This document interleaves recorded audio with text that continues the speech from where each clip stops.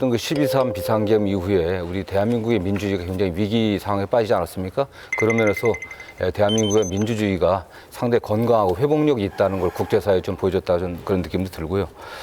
그다음에 주요 그 서방국 정상들과의 회담에서도 좋은 인상들을 줬던 것 같아요. 특히 또 일본의 그 이시바 시게루 총리와의 그 환담에서도 뭐 지금 미래지향적인 또 그런 말씀을 하셨기 때문에 한일 관계에 있어서도 이재명 대통령의 어떤 현실주의적인 입장 또는 실용주의적인 입장이 향후 일관되게 저는 뭐 관철될 거로 좀 보고 있습니다. 네.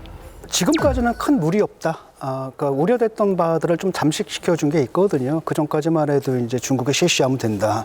그다음에 이제 반일 노선 막 강력하게 정치적으로 이용해 먹고 그랬는데 먼저 전화도 일본에 먼저 하고 그 밖에도 그 전 정권의 노선에서 크게 벗어난다는 느낌이 없어가지고 그냥 안정감 있게 간다. 이런 느낌이었습니다. 이번에 G7이라는 게 사실 우리가 회원국도 아니고 초청받아서 간 것이기 때문에 이것만 가지고 판단하기는 조금 이르지만은 그럼에도 불구하고 현재까지는 그냥 무리 없다. 이런 느낌입니다.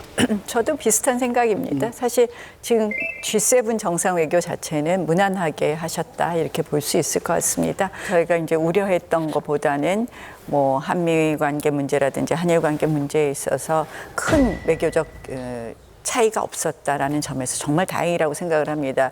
이 외국에서 봤을 때 대한민국에 대한 신뢰를 이렇게 충분히 두지 못하는 이유가 정권에 따라서 너무 외교 정책이 다르다 이런 것이거든요. 그것이 저희가 한미 동맹이 깊어지지 못하는 이유인데 정말 좀 잘해 주셨으면 하는 그런 소망이 있고요. 그냥 제가 이렇게 이 장면으로 조금 아쉬웠던 것 중에 하나는 오게티라고 하면 이 호주 장관에 대해 호주 총리에 대해서 약간 외교적인 조금 결례라고 할 수 있는 표현을 쓰신 게 오게티다.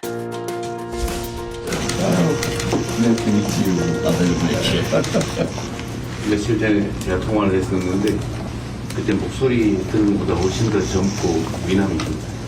You're very kind. 친절하십니다. 말씀하신 것처럼 외교 매너나 이런 거는 차차 이제 훨씬 좋아지시지 않을까 이렇게 제가 생각합니다. 그 점에 관련해 갖고요. 네.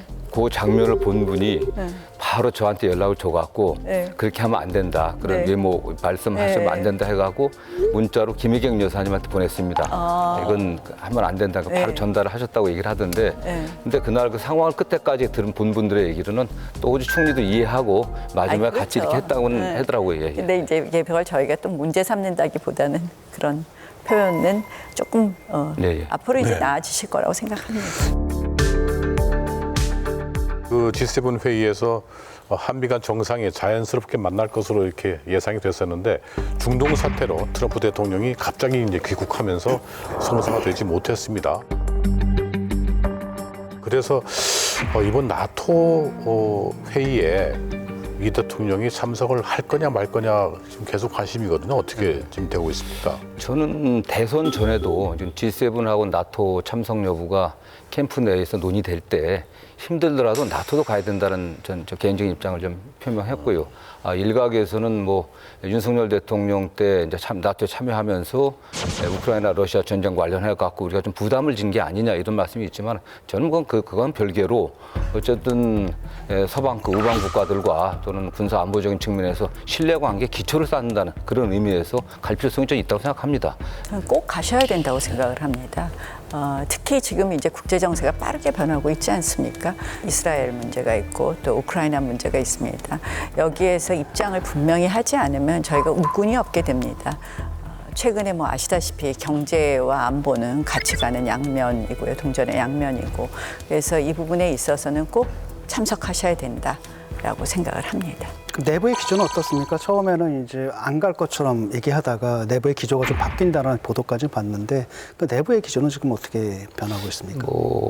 저는 정확히는 제가 모르겠고요. 저는 그 청와대하고 좀 상당히 거리를 두고 있는 입장이 있기 때문에 어쨌든 제가 주변에 대통령의 그 외교안보 자문하시는 분들한테는 대통령 선거 전에는 꼭 가야 된다는 주장을 제가 일관되게 해왔고 또 그런 입장을 갖고 있는 분들도 상당히 있는 것으로 알고 있습니다.